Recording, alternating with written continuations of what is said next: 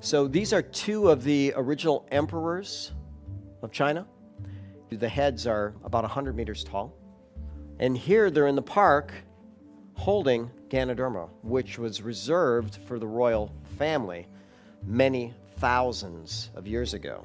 It's been called the 10,000-year mushroom, also the mushroom of immortality, because people can live better longer.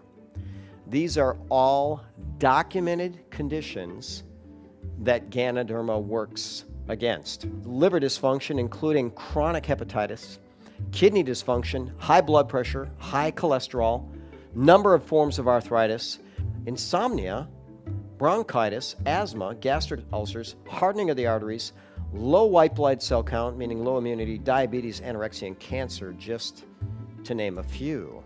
So just imagine if the drug company could have a drug that would do this, right? Wouldn't it be an overnight blockbuster? But you can't patent a natural molecule. So what does this herb exactly do? When we start looking at inflammation, the Time cover story calls inflammation the secret killer. All of us have some level of silent inflammation. Inflammation precedes repair, but there is a level where the inflammation becomes destructive. So they have a term in the literature called inflammaging.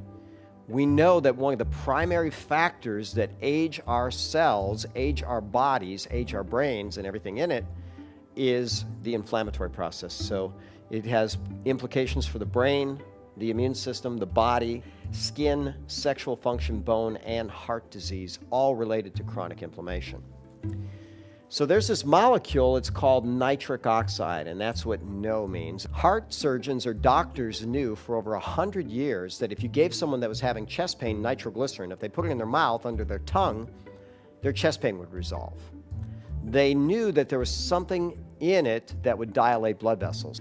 So they had a whole team of researchers get together and try to find this amazing molecule. Once they found it, they thought, wow, we've got an amazing drug for cardiovascular health. One of the primary researchers on nitric oxide was a gentleman by the name of Nathan Bryan. After they discovered nitric oxide, the drug companies wanted to come up with, of course, another nitric oxide drug because they know that this molecule is so powerful. So they started looking at traditional Chinese medicines that had cardiovascular benefit, including Ganoderma. When they found that Ganoderma worked really well, what he said was the next step was to identify the active components in the traditional Chinese medicines responsible for producing nitric oxide. Nathan Bryan said this, he says, every time we took something out of the herb, it didn't work as well. So it wasn't something in the herb, it was the herb.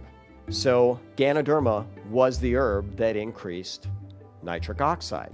There's a synergy in nature that cannot be duplicated and cannot be isolated. Nature provides. It's got all the things that we need if we learn to use it wisely. When we start talking about cancer, U.S. has the highest rate in the world. Man's risk lifetime in the U.S. 1 in 2. Woman's risk 1 in 3. Before the age of 55, Americans' number one fear is cancer. After 55, it's actually Alzheimer's. Now, people rarely die from a single solitary tumor. What they die from is when the tumor spreads or invades or metastasizes. So what they did is they took highly invasive human breast and prostate cancer cells. That means it's the kind that will spread very easily. And when they gave them Ganoderma lucidum, there was suppression of cell migration, which means that it